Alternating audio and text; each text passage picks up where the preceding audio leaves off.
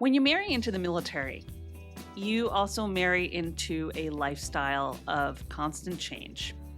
Deployments, relocation, long distance love, and the quiet battles that happen far from the front lines. For many, that pressure can fracture even the strongest foundations. In fact, I have a few stats for you that you're probably not going to like. Studies show that nearly 1 in 3 military marriages end in divorce within the first 5 years. And for younger couples, that number can rise 1 in 2. Behind those numbers are real people, the spouses, navigating identity, loneliness, resilience, and reinvention. And I have a little secret for you. I was one of them. But so is my friend Heather Sweeney, who joins us as a guest on Holistically Speaking this week. She knows this journey intimately. She's the author of Camouflage, How I Emerged from the Shadows of a Military Marriage, which is her memoir. And this story peels back the layers of what it really means to lose and rediscover yourself, which you've done amid the demands of military life. So we're diving deep, Heather. We're going in. I'm so glad that this book exists because one thing that I wish I had when I was a young military spouse was really the support of those who understood what it's like to be in it and talk more about the ripple effects of mental health, which was really not something that was discussed. And I think this book is like the companion guide that we could really use, whether you're in a military marriage or not, just in a relationship in general. So thanks for being here. Thanks for writing the book. Thanks so much for having me, Hilary. I'm thrilled to be here. So let's talk about your story first before we even dive into the fact that you wrote this amazing memoir, which, by the way, best title ever, Camouflage. It says so much.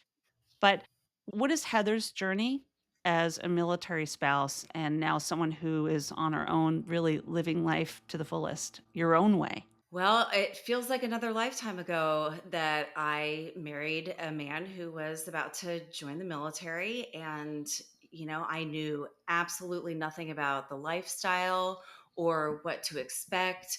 I didn't know any other military families.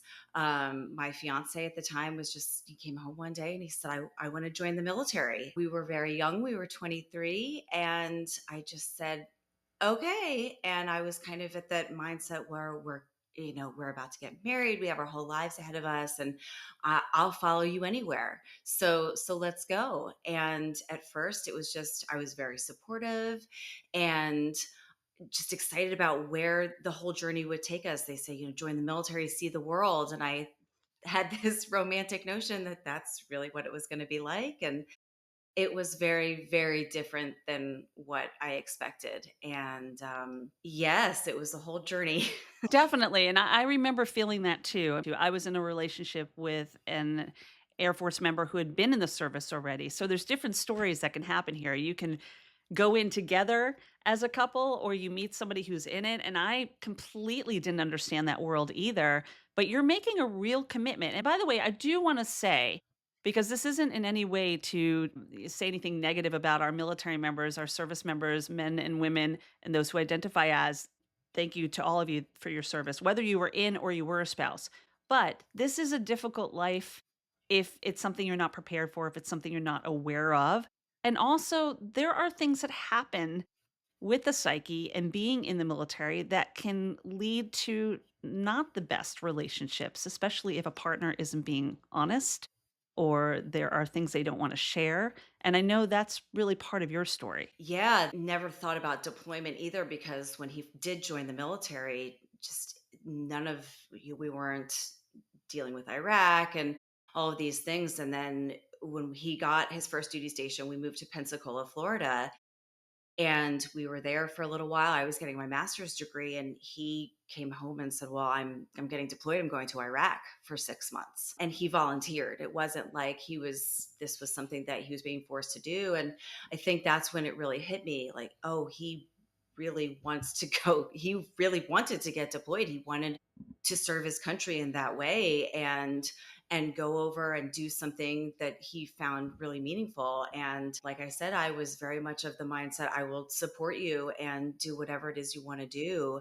And then when he came back, I don't think either of us knew how to deal with the 6 months that we'd been apart. Meaning, I had learned how to live my life on my own. We had a 6-month-old child when he left, who was a year when he came home. So I was kind of doing this solo parenting thing. And he was serving his country in a war zone. And so when he came home, I didn't really know, should we go to counseling? Should he go to counseling? Should I ask him what he did there, even though he's probably not allowed to tell me? And then when I would kind of test the waters of, oh, should I talk to him about it? He seemed uncomfortable, and then I seemed uncomfortable. And so we just didn't talk about certain things. And then later I did realize that there's a term for that, and it's called reintegration. And we didn't know that that existed. We didn't know that it was normal. We didn't know that it was just something that takes a little patience and it takes a little bit of time. But we really didn't even have a lot of time, because then 4 months after he came home from Iraq that first time, we moved to Japan. And so then we're dealing with this entire overseas move for 3 years. And so we spent part of the time saying goodbye to our own family, who we didn't know when we would see again. And it just, communication wasn't our strong suit as a couple to begin with. And I think that for military couples to survive this lifestyle, communication is a must. You have to have strong communication skills, or it just isn't going to work, because you spend so much time apart. Yeah. And communication is important in any relationship, especially an intimate relationship of a couple. I remember that as well. And I was a military spouse before there was FaceTime and Skype and Zoom and all of these digital opportunities that we have to connect when you're not just waiting for a morale call as we used to, right? But that still is difficult because connection and communication really go hand in hand. So there can really be a disconnect at times where you're just sitting there wondering when the person comes home for their 6-month temporary duty, TDY, or they're PCSing without you because they're going to a place you can't go, a permanent change of station for those who aren't familiar. How do you reconnect after disconnecting? So, how did that work for you? Well, when he got home and I kind of realized that we were kind of on different pages, and I wasn't sure, well, is this our marriage? Is this just the circumstances? And then I just kept telling myself, well, we'll work on things when we get to Japan, because he'll probably be home more. He's not going to get deployed again. And we'll just, we'll make things work. We got to Japan and we immediately were kind of split in separate directions. He had to work immediately. We were living in the Navy Lodge, which is, a hotel, for a month. We brought our dog with us to Japan. And so he was being quarantined, and our son was little. And so he was working. And then I was doing the spouse things, and military spouse really became my full-time job. We never really kind of got on the same page that I kept thinking that we would. And then we did get to a juncture where I said, we really need to get some marriage counseling. And then he said, well, we can't do that here. The base that we were at was very, very small. And so the people that we knew at Fleet and Family Support who could have found help for us, we socialized with them. And because it was so small, and like you were saying, back then, there wasn't this online presence where you can get some online with, let's go to marriage counseling online. I'm sure there's tons of options. This was not an option. This was, 2005-ish, 2006. And we just didn't have that option. So we just kind of said, let's keep trying to communicate. Let's make a new plan. Let's try to do these things. And just nothing worked. We were not getting the help that we needed, and we didn't know how to find the help that we needed. And even when we thought that we were communicating well, because we would go through stretches where we communicated well, but then he goes somewhere else for 6 weeks, then he's gone for 2 months, and then he's gone for a week and a half. And there were so many times where he hadn't even unpacked his bags from the last trip when he had to get ready for his next one. And we just we couldn't find our balance. Yeah. Balance is an important word. Balance is something that, and not just the work life balance, but, the balance within ourselves too, right? And when you have two people coming together, now you're having to balance both lives. Were you working at the time? I was not. So, and that's another thing you talk about balance. I was getting my master's degree when we were in Pensacola, and I had to finish the master's, and I was pregnant almost the entire time in grad school. And so I finally graduated with my master's degree in elementary education. But by the time I graduated, he was still deployed. And I knew that we were leaving in the next 6 months or so. And I thought, well, it's not worth it for me to look for a job and, keep my son in daycare. So I decided I'm just going to spend the next 6 months getting ready to move overseas. So I kind of put my little degree in a drawer and thought to myself, I hope I use this someday. And then we went to Japan, and I thought, oh, there's a Department of Defense school on base. I could try to teach there. And even just to be a substitute teacher, I was on the waiting list, I think, for 2 years just to be a substitute teacher. And things may have changed. Again, this was early 2000. So I thought instead of getting a paying job, I'm going to jump into being a military spouse and do everything. I got involved in everything. I went to all of the officer spouse events, and my son was in all of the play groups that possibly existed. And I had a really tight knit group of friends, and we socialized a lot, and we cooked together. I organized a bunko group, which was so fun. And so we were there for 3 years. And but then my name finally did get up on the list for substitute teachers. At that point, I was pregnant again. And I hadn't gotten a spot at the daycare. So I thought, well, I have nowhere to put my son. And so I'll just not work and hope to work when we go back to the States. So it was definitely this imbalance of his career was everything. And I just kept postponing and postponing mine. And I think that can be really difficult too when as a spouse, whether you were a man or a woman, because I was also part of the Officer Spouses Club. And we had a couple spouses that were men. The military member was the woman. But it's about what's your purpose? Is your purpose just to be a parent and be the one that's at home while the military member is, yeah, their first marriage being Uncle Sam, quite frankly. I mean, I'll say it. I felt like that. And I had a master's degree. A very similar story to yours. I went through my master's program while I was in the military. I was able to pursue, but it was harder because, like, you do move every couple years. So by the time you're off a waiting list and they offer you something, you're like, I'm getting ready to PCS to the next base, right? Absolutely. And I did find that too, that even when we moved back to the States and being a teacher, I thought, well, I can take that anywhere. I could be a teacher anywhere. But my teacher certification was in Florida. And then when we left Japan, we went to Virginia, which supposedly had a reciprocity for teaching certifications.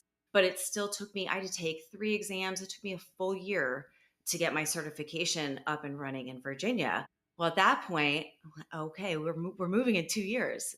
So then it took me another at least 6 months to find a job. Well, then we're halfway through the tour, and I did eventually get a job. I worked at a preschool that also I was a kindergarten teacher. I remember being in the interview, and the sweet woman who was interviewing me, the director of the school, said, well, oh, how long have you been here? And I said, about a year and a half. And she said, where's your husband? He's Navy.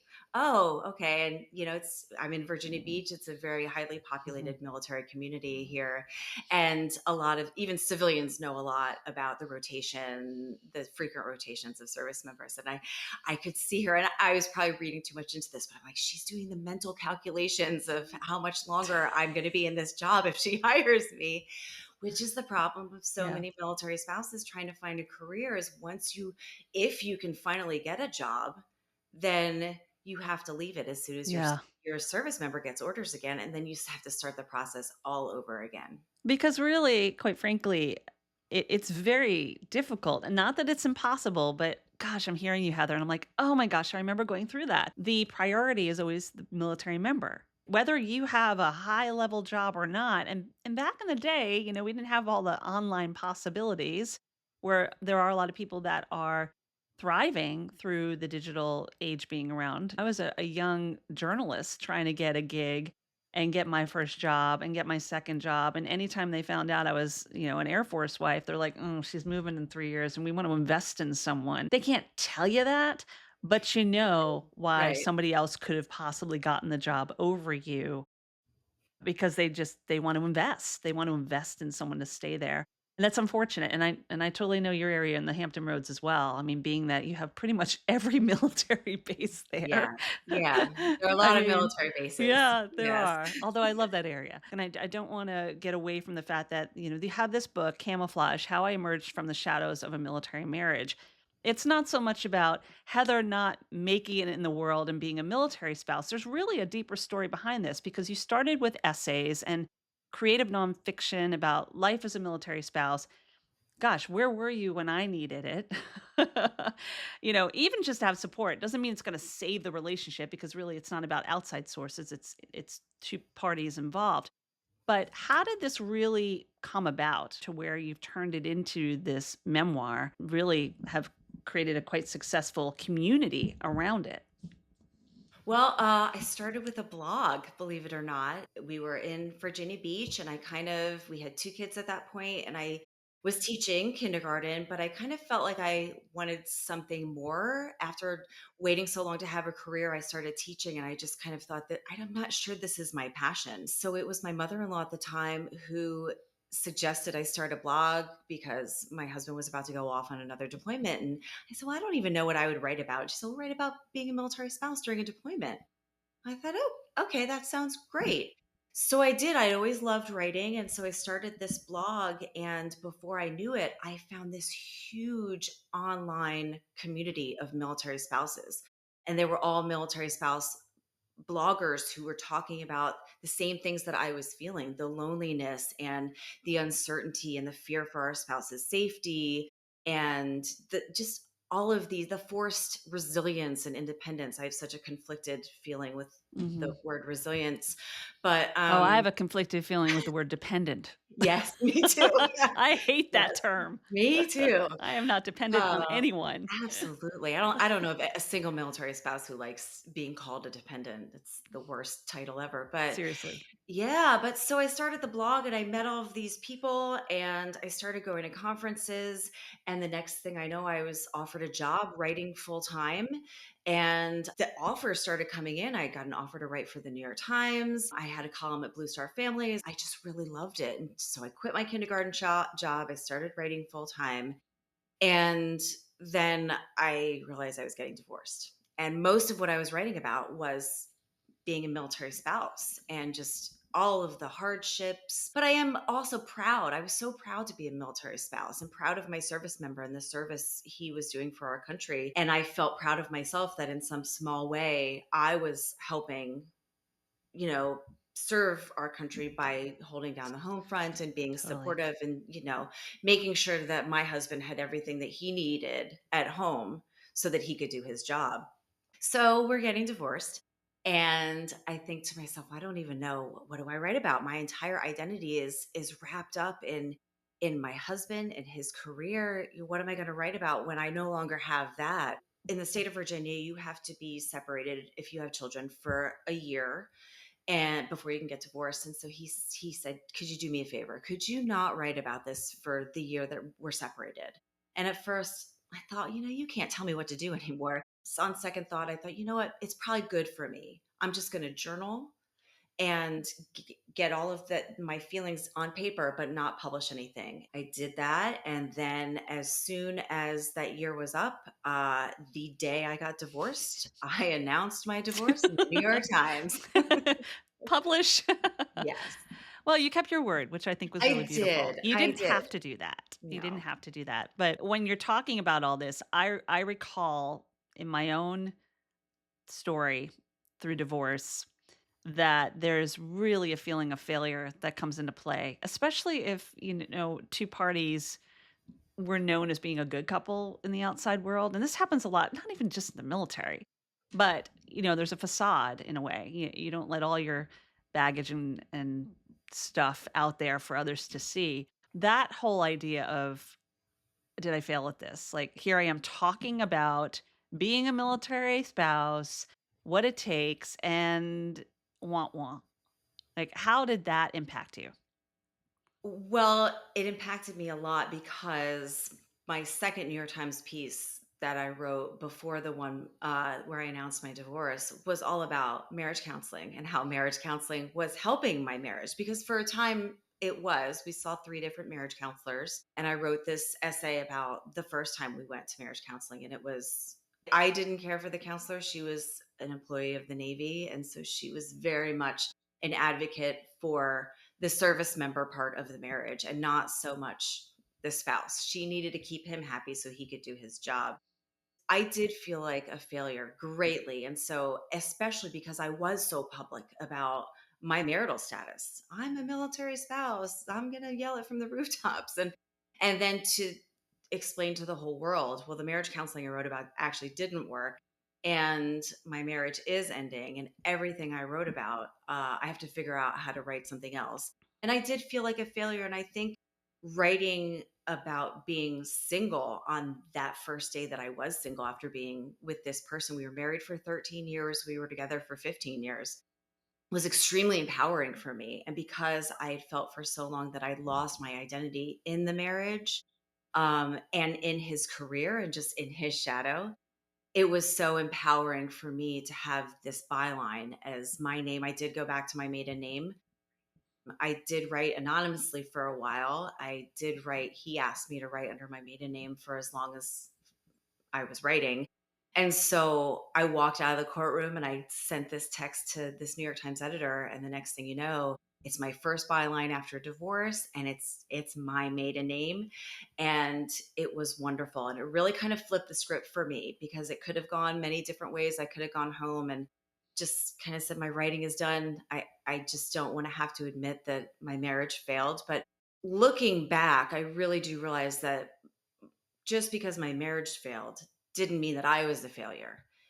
And that was okay. Marriages end, and our marriage ended, and it was time to move on. And I found a way to keep writing. I think it's a really powerful statement you just said. Just because my marriage failed doesn't mean I'm a failure. I imagine a lot of people question that about themselves, military or civilian, because you want to succeed in every way. And you might have had a really great relationship. And even when these relationships do dissolve, whether it's what's the term that was used? It was what Gwyneth Paltrow and Chris Martin Oh, call conscious conscious uncoupling. uncoupling. Yes. Conscious uncoupling isn't always the case. It isn't always going to be peachy king. You go your way, you go your way, and let's just take care of the kids, or there are no kids. Sometimes there are moments where it's not so easy to go separate ways, especially when there's emotion involved. How are you able to handle that? Well, it's always tricky.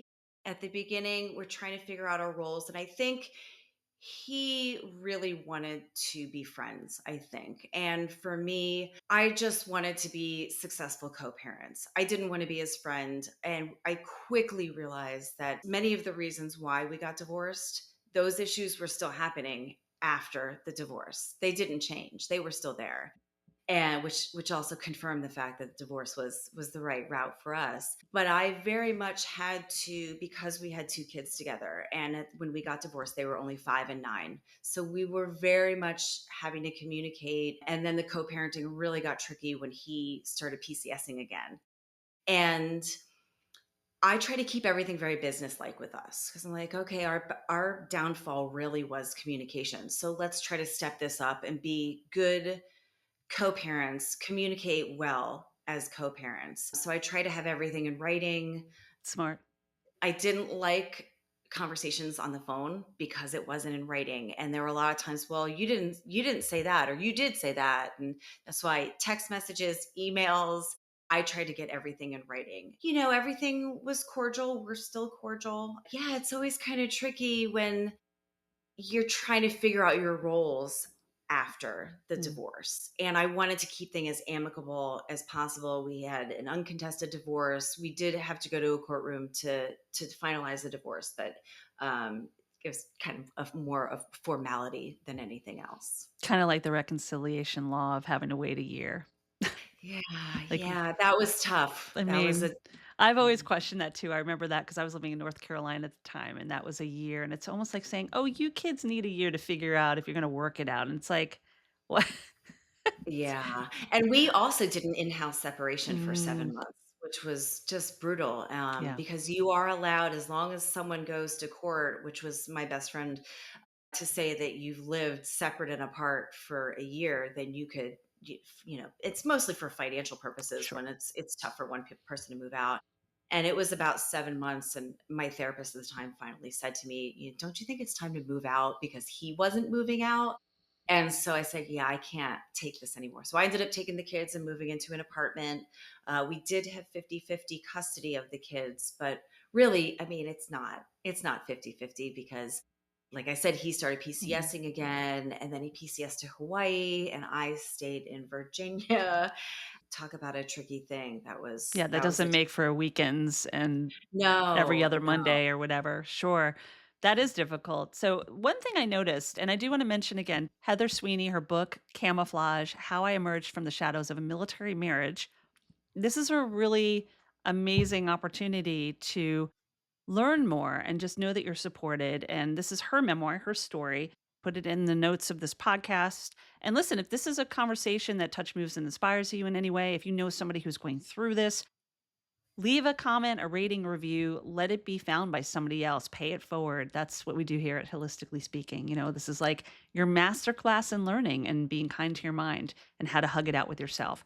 So, on that note, I do want to ask you, having a spouse or a former spouse that really doesn't have that communication with you anymore, and I think you even mentioned doesn't really have as much with your kids, or one of, is it's tricky now. I mean, it's been a number of years. How do you keep your healthy boundaries and still in this book be able to tell your story without like trying to throw someone under the bus? Because it's not about that. Yeah, I tried very hard in the book. It was a goal of mine to not trash talk him. That wasn't the goal of the book. The goal of the book is more my journey. And we did start off very happy. We were a very happy couple. And I never regret the marriage. To this day, I don't feel like I wish I hadn't married him. I wish we hadn't met. The marriage taught me a lot. And I have two beautiful children. Mhm. And I am the person that I am today because of the marriage. And I'm very thankful for that. Like I said at the beginning, it feels like another lifetime ago because I feel, I'm in another relationship, he's in another relationship, and a lot of time has gone by, and um, we've just moved on, you know? So, why the book now then and not a number of years ago? I truly believe that pieces of writing, well, whether they're short form or long form, like a book, they're going to come out when it wants to come out. Your story is going to, there's a time and a place. And I actually wasn't even working on this book. I was writing a novel. I thought I'm going to try to move away from telling all my truths out for everybody to read. So I was writing this novel, and I ended up writing an essay, and it was called Five Marriage Tips from a Divorced Military Spouse. And I got such a response. I started getting all of these emails and Facebook messages from mostly military spouses saying, "Oh my gosh, I'm about to get divorced," or "I just got divorced," or "I'm thinking about divorce." And nobody talks about this. And the only thing we could find online is just, you know, a checklist of things that you should do, not, "Oh, I went through this, and this is how you can get through it too." And so I started thinking, maybe I'll see if I have enough material for a book to write about that. I just don't think I do. So I went back to all of those old journals that I was telling you about earlier, and I dusted them off, and I read through 20 years of journals.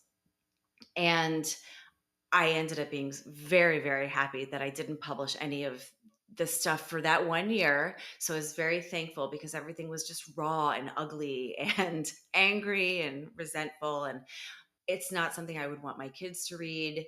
And it was just me kind of getting it out. I call it brain vomit. And so by the time I finished going through all of my journals, and I just kind of started transcribing some things and massaging it a little. And by the time I wrote the end in 2021, um, I had 115,000 words, which for people who don't write books, that's a lot. That's way too much. It's way too long of a book.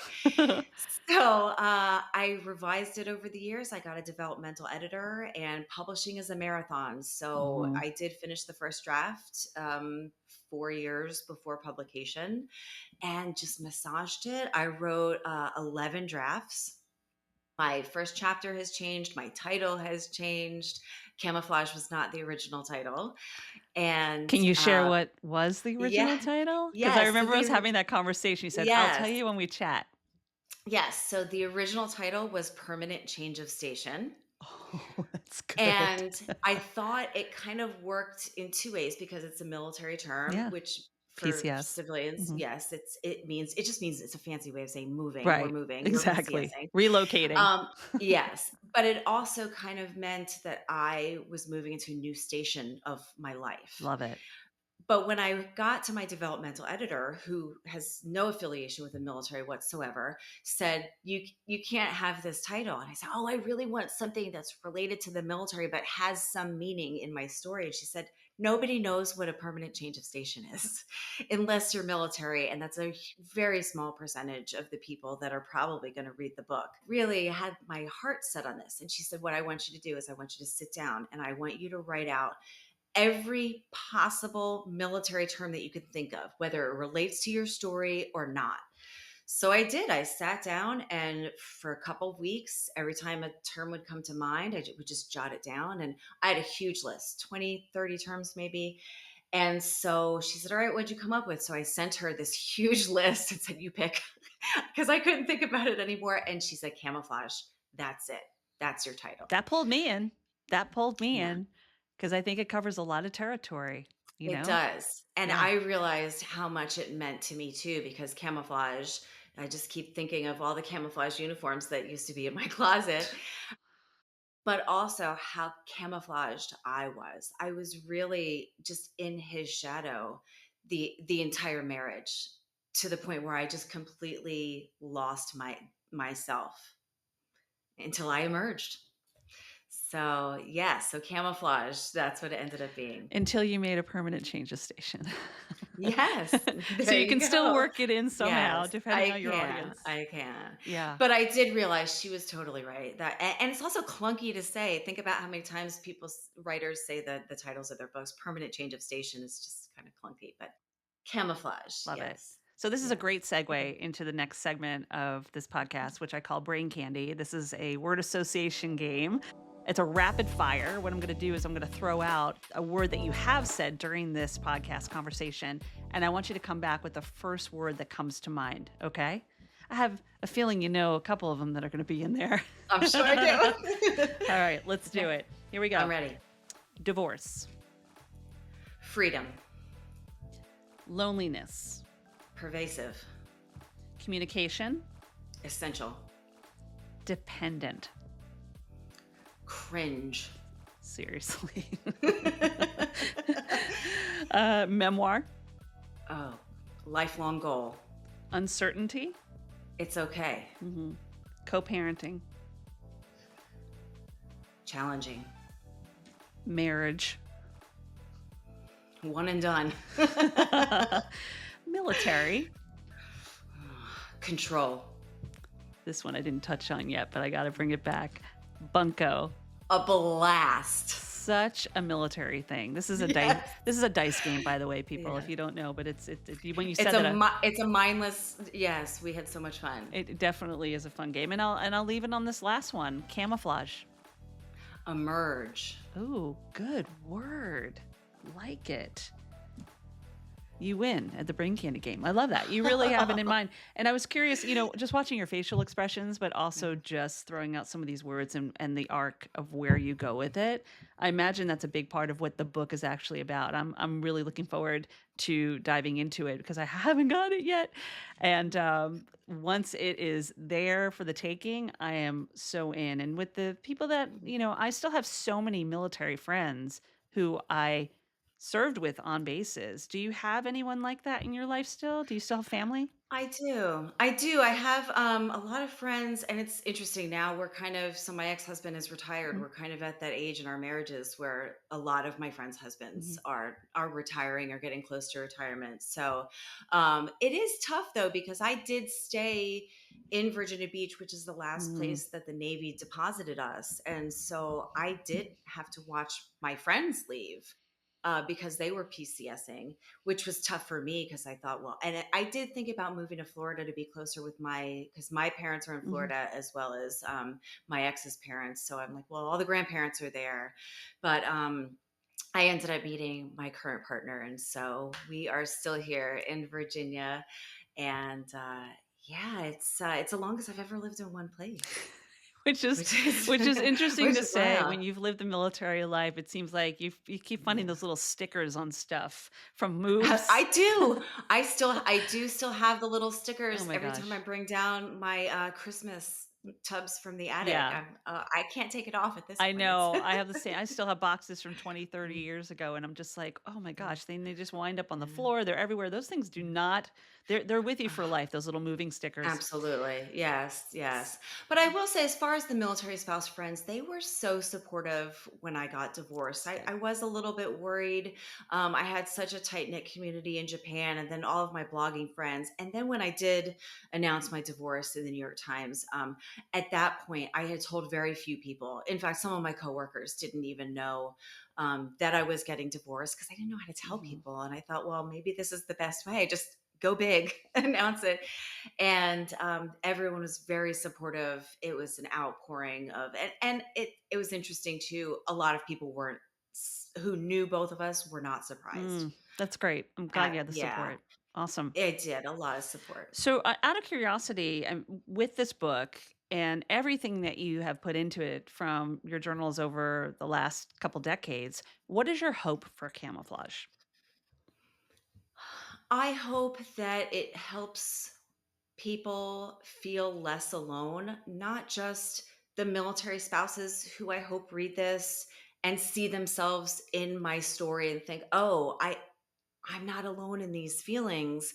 And I can talk about these feelings because I felt for so long that not only was I dealing with all of these hardships in the military as a military spouse, but that I wasn't supposed to complain about it. Mm, That how could I complain about being in a safe home when my spouse is in a war zone being deployed and living in these horrible conditions with no family nearby?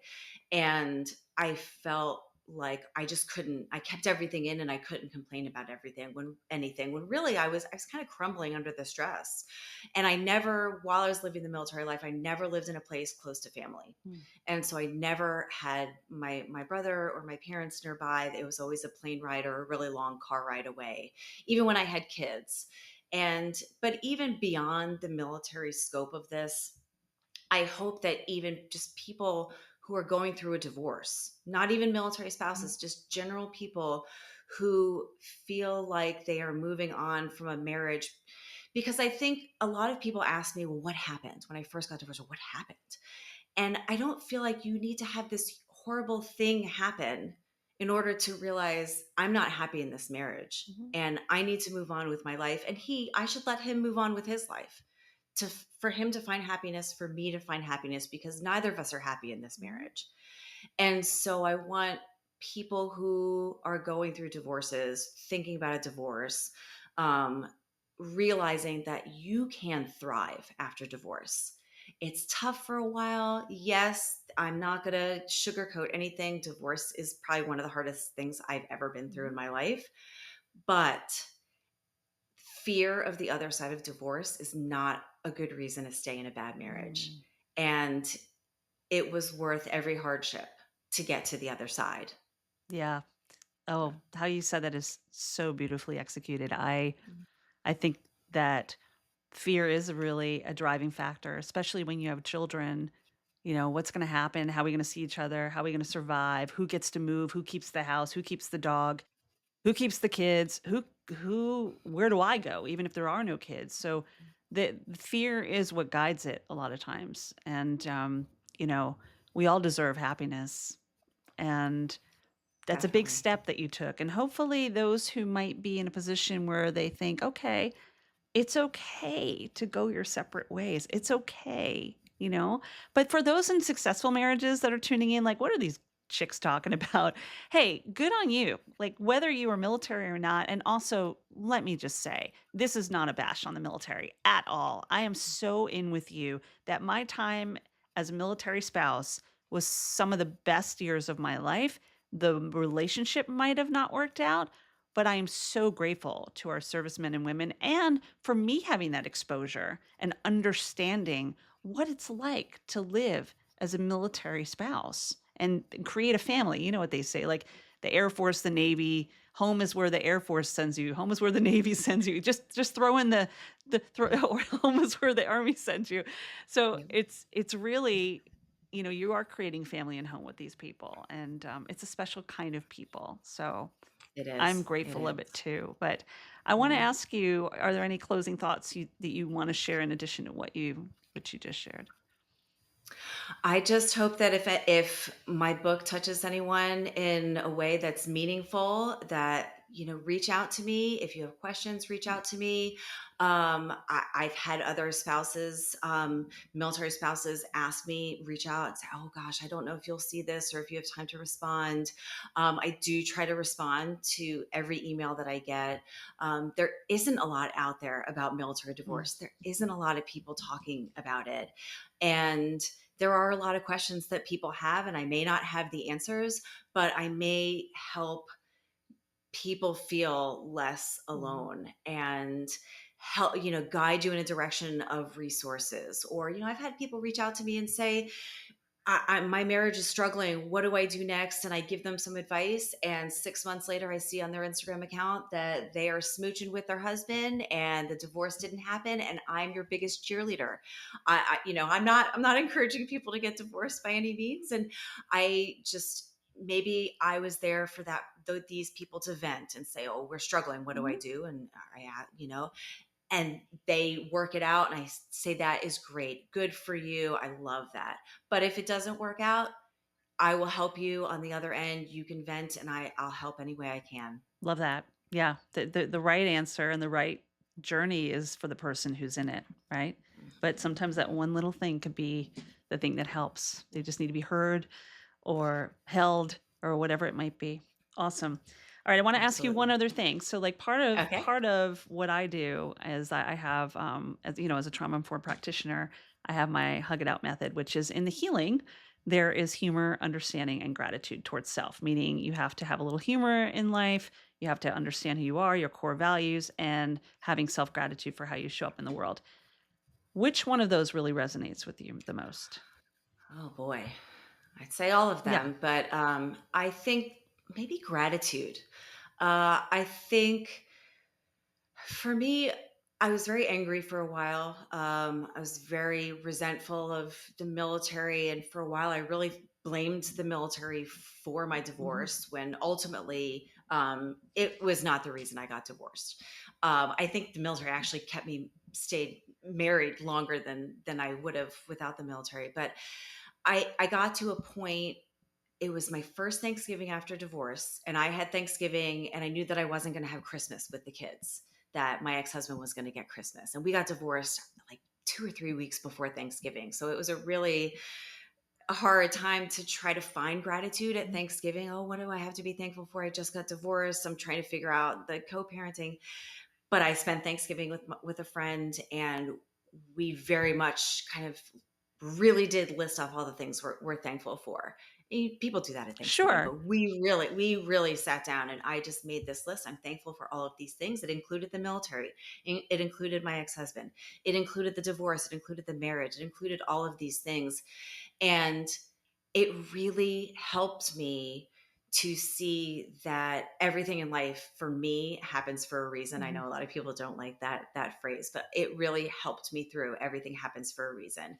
There's a reason I met this man. There's a Mhm. reason that we got married. There's a reason that we went through the military life together. There's a reason we got divorced when we did.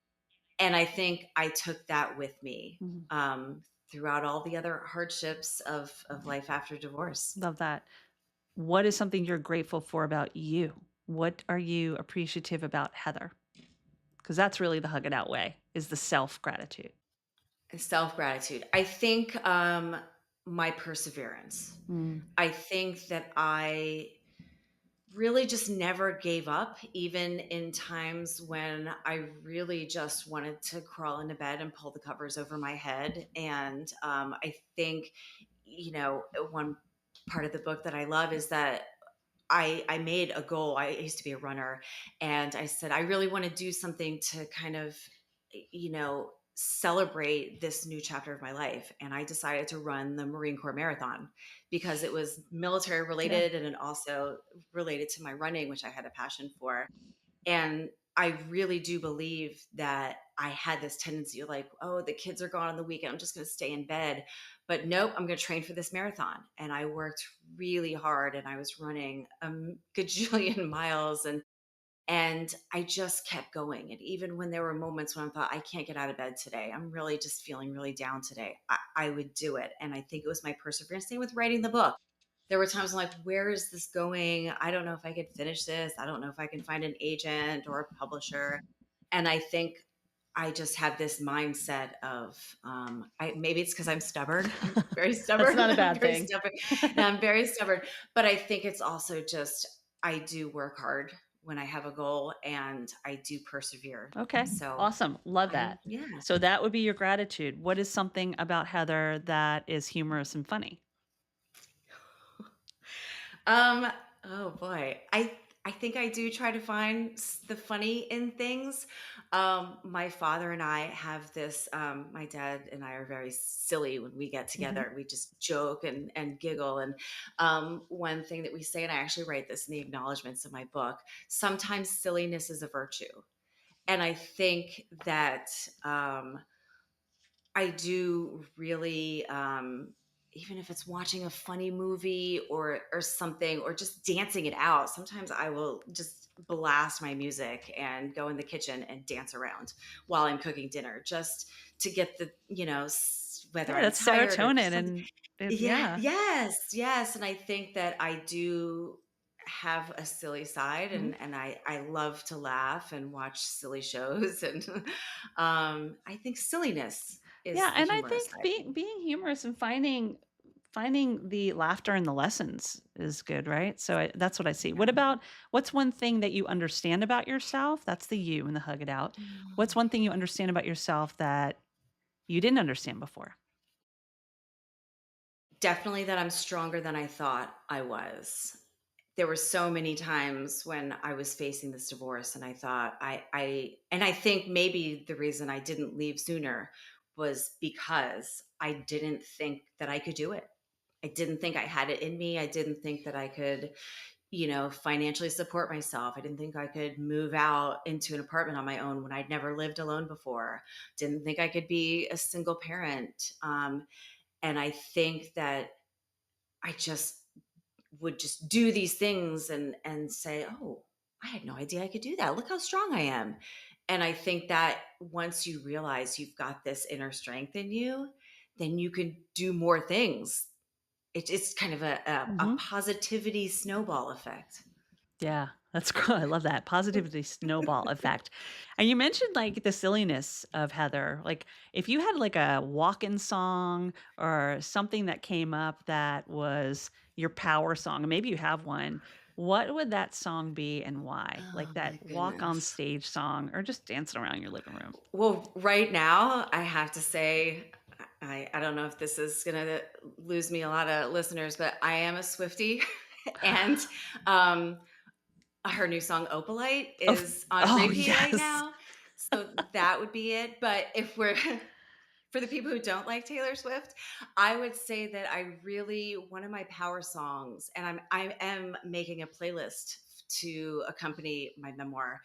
And one of the songs that was on repeat that's on my playlist is Brave by Sarah Mm, Bareilles. Sarah Bareilles. Yep. And Great song. oh boy, did I listen to that over and over and over again. And it, on days when I just didn't think I had that strength, I played that song over and over again. So for the Two non great Swifties, songs. there's Brave. Right.